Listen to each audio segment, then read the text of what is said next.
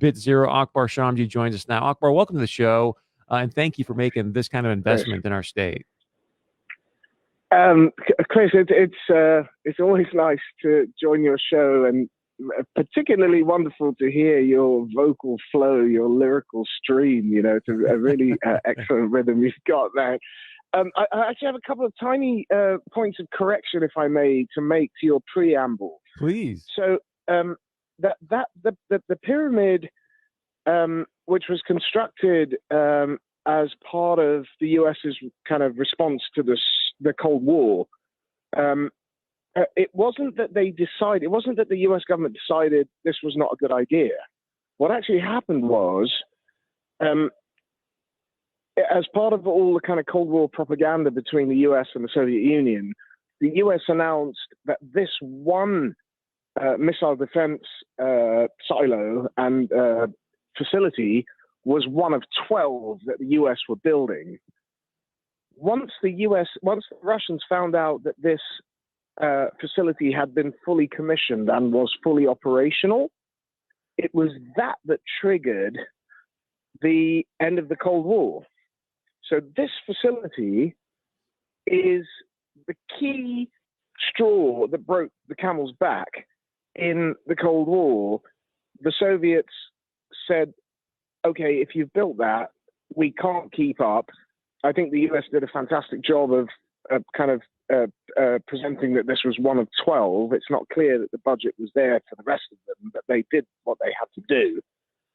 And one of the main conditions of the 1975 peace treaties was that this particular facility had to be decommissioned. And that's something that Russia demanded in order to make all the other concessions that they made. So we kind of view this pyramid as a monument to peace, because it was an extraordinary, how can you put it, community and national enterprise to get it built. It took 20 plus years to design, less than 3 to build. Thousands of people turned up to build, and an entire community kind of was established up there in Nakoma. And as soon as they'd finished building what they thought was going to be, their new life, this kind of missile defense unit, the Russians found out about it. And remember, the Russians faced the US landing a man on the moon when, it had been determined impossible. The US had again done the impossible, build one of these things as one of 12. And, they put up the white flag and said, just decommission that thing and let's drop the Cold War and cut a deal. And it was an amazing moment in human history. So, that we love that history. And I think what we love even more is the incredible spirit of the people in Nakoma. It's a small community, and we've worked in a small community from Norway. I come historically from a small community, and in those small communities where, you and your neighbor know that when one of you says something to the other, like, I'm going to do this for you, it's because if one or the other lets the other one down in the run up to a cold winter, both are dead. And so that level of trust and integrity that we found within the community in Nakoma, and I think they felt resonated from the Bit Zero team, was what made us choose this site, just the same way we kind of fell in love with North Dakota. It's been amazing. So what I want to know, because I've had a chance to meet you down in Miami, and I can see you're a very visual person. You've got a vision for what it is you want to create here with Bit Zero from a data center, the mining perspective. What was your initial reaction when you saw this pyramid out in the middle of nowhere? So what I saw was a destination. Well, let's do the commercial bit first. I saw tier 5 data services with the fastest data connections because of the work that's been done by the state over the last 5 years to make North Dakota competitive pretty much with anywhere in the world for data services. So I kind of knew all that before I arrived.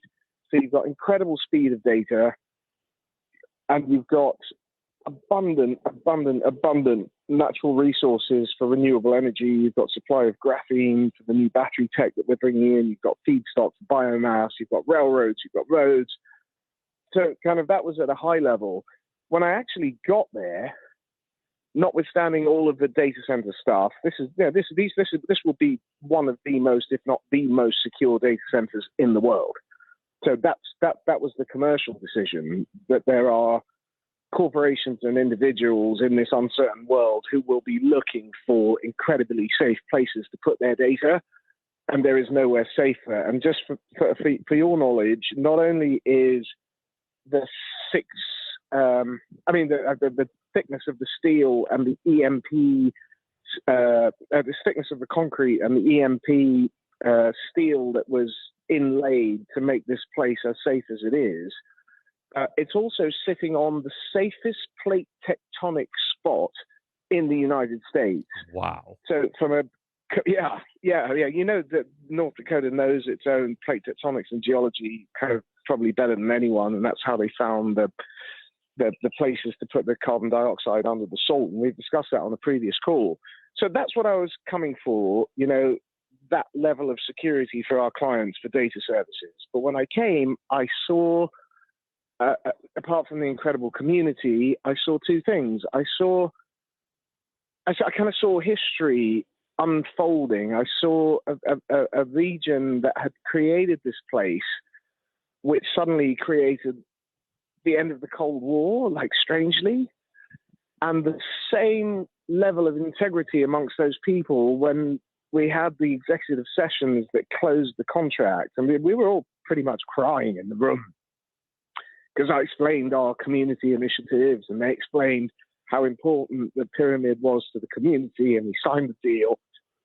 And then I saw a kind of reincarnation of that pyramid as an opportunity to explain to kind of global industries that use data and create data and deliver data services. You know what? If you harness with natural energy and you work with communities, you're going to survive any kind of recession. And we just had the same thing in our first site in Norway. And of course, everybody there pretty much is either Norwegian or German. So when I explained that Norwegian history to them all, it really resonated. So much to say in such a short period of time, Chris. But the last thing I want to say is I saw a destination for art and installation art, and I think we're contemplating a kind of rotating exhibition of incredibly important and globally relevant installation art that we anticipate to make part of the destination that the pyramid will become. So, of course, we'll build a heritage center so that people can come and see the history of why the pyramid's there and what was done to get it there. And we'll put some very, very interesting work around it. So, Hey, Akbar,